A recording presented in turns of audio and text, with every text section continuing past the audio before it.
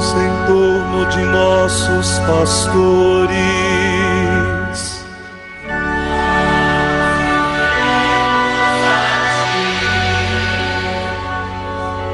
Bom dia, senhores e senhoras, bom dia, amigos e amigas, companheiros de missão. Hoje, 4 de julho de 2021, hoje também lembramos que é a independência do EUA, ou melhor, USA, os Estados Unidos da América, no ano de 1776, se tornaram independentes. Ainda lembrando a todos e a todas que vivemos um período de pandemia. Não podemos esquecer nem podemos deixar de nos cuidar, tomando a vacina, usando o álcool em gel. Lembrando também, agradecendo a você, médico, enfermeiro, você que nos ajuda aí no combate, na linha de frente nessa pandemia. Essa semana, um pouco assim diferente, tivemos aí a denúncia de mais um caso de vacina sendo cuidada para receber propina, por exemplo. Tivemos aí falando que é $1 por cada vacina, uma empresa não oficial oferecendo 400 milhões de doses para o Ministério da Saúde, algo meio estranho, tal de Domingues, não é isso? O camarada cabo da Polícia Militar do estado de Minas Gerais, algo assim meio complicado, mas é aquilo, é preciso investigar, não pode deixar de investigar. E ontem, no Jornal Nacional, falou-se de um reverendo querendo comprar vacina. Parece que o atual governo apresenta claramente a sua opção, a sua postura, não sei se é todo mundo, mas pelo menos um grupo, trazendo aqui em evidência o uso da propina. É isso aí, mas fazer o quê, né? Faz parte do Brasil, mas ainda tem aqueles que discutem e falam que não é bem isso, tem que tentar deixar entender, e por isso ontem a Rosa Weber, a ministra do Supremo, determinou a abertura de processo contra o senhor Jair Messias Bolsonaro, devido à situação lá do Luizinho, né, o USA, aquele caso lá dos irmãos Mirandas, que falou que foi informado da situação irregular, mas o presidente nada fez. Semana complicada ainda, recordando a todos e a todas que essa semana também foi cassado o nosso querido, o querido para alguns, né, para mim não, o Jairinho, o vereador Jairinho aqui no Rio de Janeiro, foi cassado. É a primeira vez na história do Brasil e do mundo, eu acho, que um vereador é cassado com um 100% de voto. Apesar que não foi 100%, porque teve um vereador, um tal de Gilberto, que não estava lá para votar, estava ausente da sessão. Mas é assim, assustador. Por exemplo, falando em cassação, o Wilson, né, o ex-governador do Rio de Janeiro, também foi cassado com 100% dos votos. É algo que está acontecendo na política local. E ainda falando nesse ambiente local, aqui na cidade onde eu estou residindo, onde estou dormindo, onde eu estou passando esses dias de desemprego, Japeri, chegamos a 30 anos. E a prefeita de Japeri fez uma belíssima missa, queima de fogos de quase 2 horas, celebrando aí que Japeri chegou aos 30 anos. E uma das perguntas que nós nos fizemos, quais foram os avanços e quais são os retrocessos na cidade que um dia foi Belém, hoje é Japeri. Obrigado a você pela presença e obrigado a você pelo carinho. Por isso vamos nós para o Evangelho do dia de hoje. O Evangelho de hoje, o Evangelho de Mateus, capítulo 16, versículo 13 ao 19. Obrigado a você e vamos lá para o Evangelho de hoje.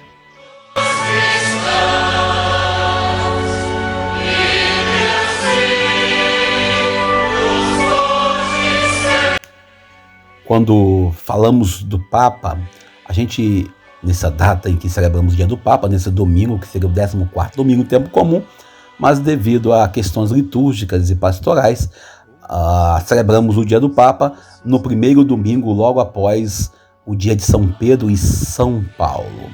Lembrando que o Papa Francisco, o atual sucessor do apóstolo Pedro, ele nasce da proposta do primado de Pedro, mas sabemos que a Igreja Católica tem 2 grandes colunas, a coluna de Pedro e a coluna de Paulo.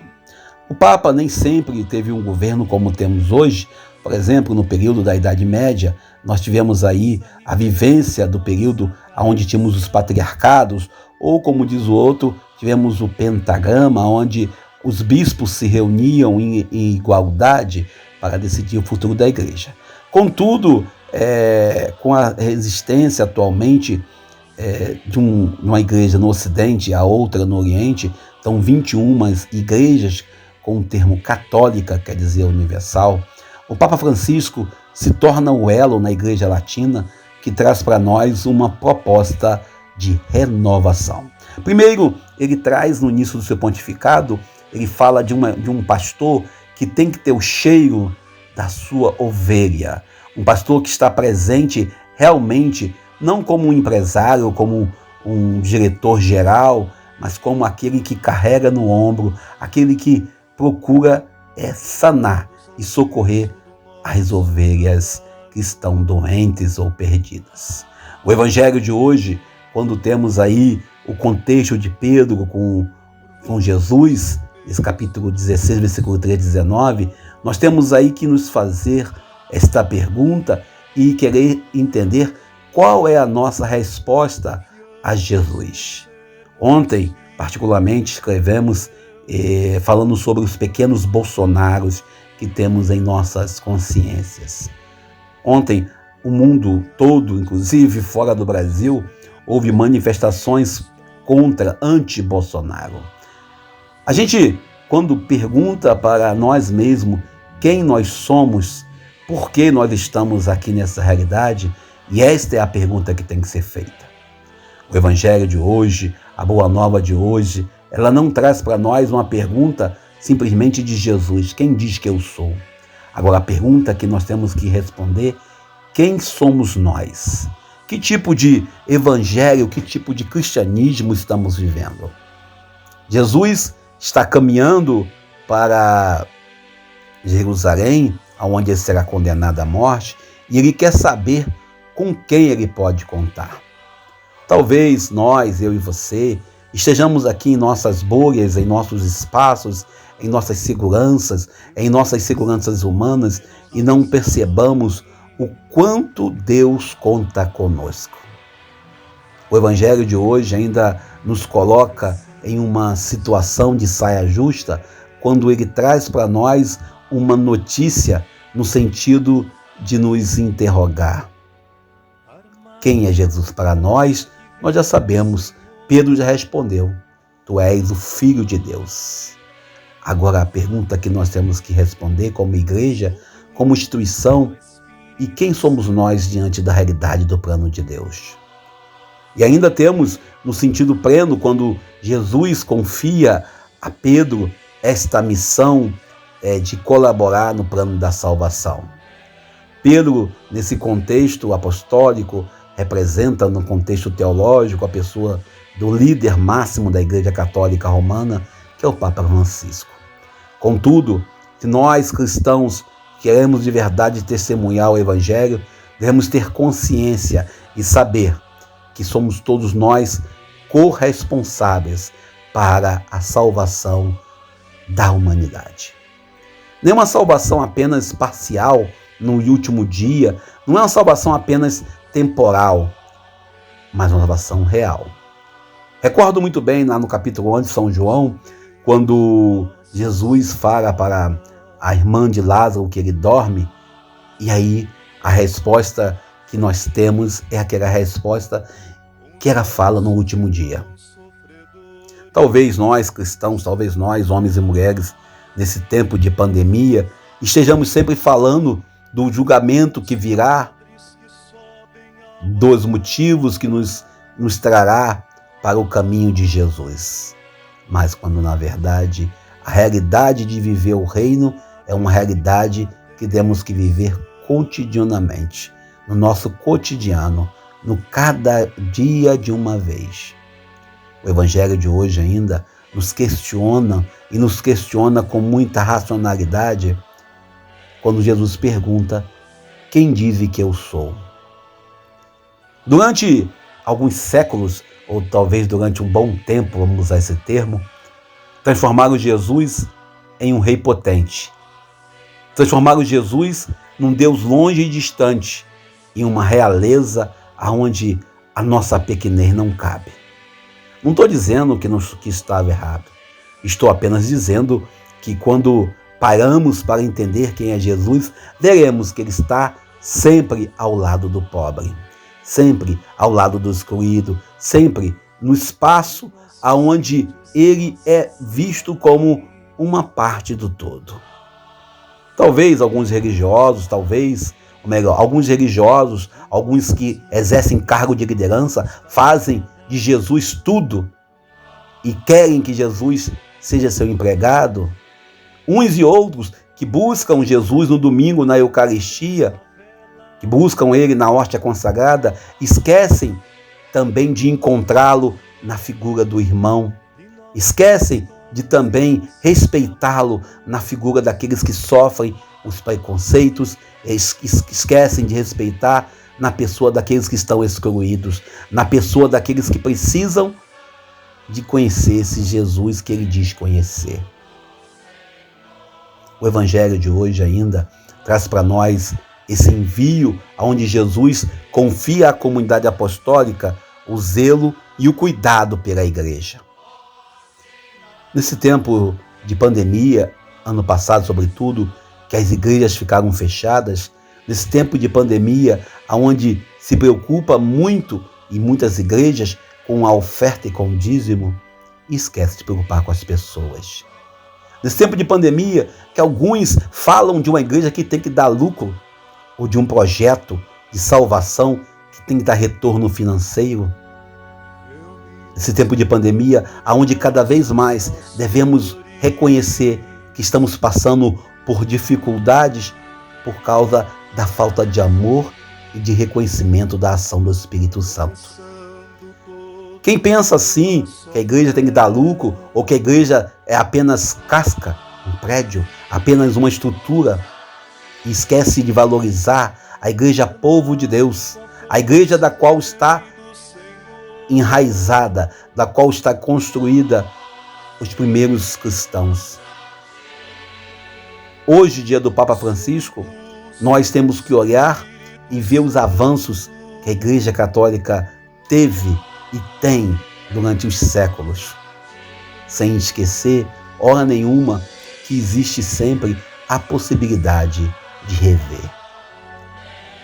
A gente ainda olha para esse contexto deste Evangelho de hoje, nesse sentido amplo, quando compararmos eles com outros contextos, quando os cegos chamam Jesus de mestre, de rabi, de senhor, quando todos nós temos aí nesse Evangelho esta pergunta simples de se responder, mas difícil de viver.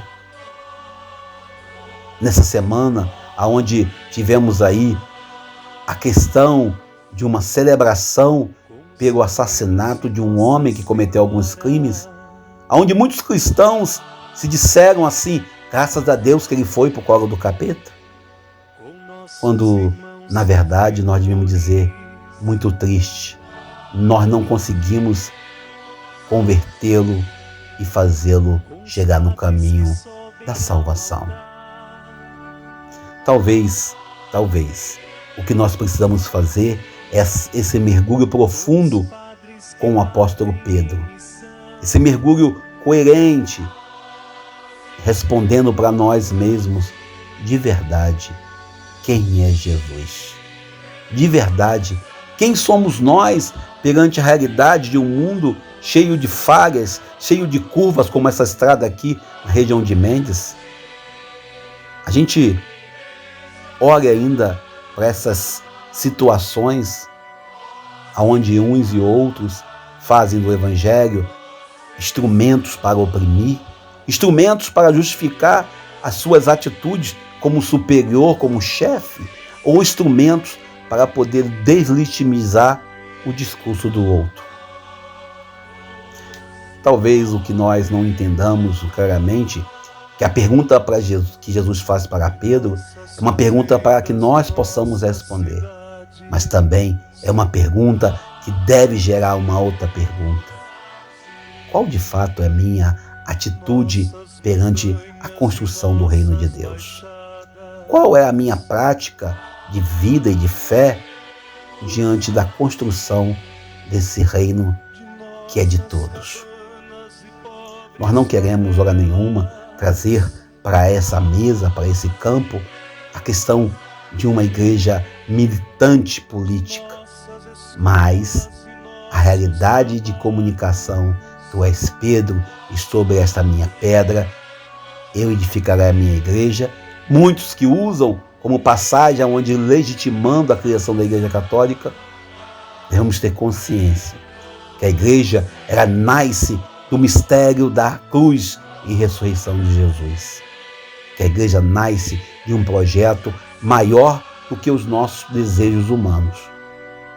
Por isso, celebrar o dia do Papa hoje, reconhecer que o Papa Francisco, reconhecendo também Bento XVI, que foi Papa em Roma, hoje Bispo Emérito da cidade do Vaticano, pois sabemos claramente que o Papa, além de ser Papa, também é Bispo de uma igreja local, da Igreja Romana, da Diocese de Roma. Não podemos, hora nenhuma, esquecer os nossos compromissos missionários, nosso compromisso de comunicar e trazer a vida. Por isso Jesus diz: quem revelou para ti foi o Espírito. Não é a carne, não é o sangue, mas é o Espírito que traz para nós as novidades. Não tem como nós, cristãos, nesse século, não tem como nós, como cristãos, ficarmos omissos perante a dor e o sofrimento de mais de 520 mil mortos por causa de uma pandemia. Talvez ainda, olhando para o nosso contexto e olhando para a região onde vivemos, que tipo de testemunho nós estamos dando para, de fato, invocarmos o título de bons cristãos? Ser cristão não tem nada a ver em você estar simplesmente numa igreja lotada ou vazia. Ser cristão é você estar disposto a reconhecer e a ver muitas das coisas que nem se pode falar. O evangelho de hoje ainda, quando Jesus pergunta a Pedro, ele pergunta à comunidade apostólica, ele não pergunta por perguntar. Ele pergunta porque ele quer entender com quem ele pode contar. Ele quer entender como ele pode contar. Entendeu? Essa é a realidade. Esta é a realidade. Talvez nós, irmãos, talvez nós, amigos e amigas, não saibamos claramente o que nós estamos fazendo com a nossa vocação. Celebramos o dia do Papa. Viva Bento XVI, viva Francisco, viva homens e mulheres que dão testemunho, que reconhecem Jesus nos excluídos, nos abandonados. Salve também a todos vocês, agentes de saúde, a vocês, seres humanos que estão aí na linha de frente, combatendo a Covid-19. Deus nos abençoe e nos ajude. Agradeço a você, médico, você, enfermeiro, pelo apoio, pela presença, e pedindo a Deus que nos abençoe, para que possamos tomar as vacinas e superarmos esse momento tão delicado em nossa realidade. Deus nos abençoe e nos ajude. Feliz domingo. Deus nos abençoe e nos ajude. Que bom que você está conosco. Eu sou Daniel Nonato. Bom dia. Reunidos em torno de nossos pastores,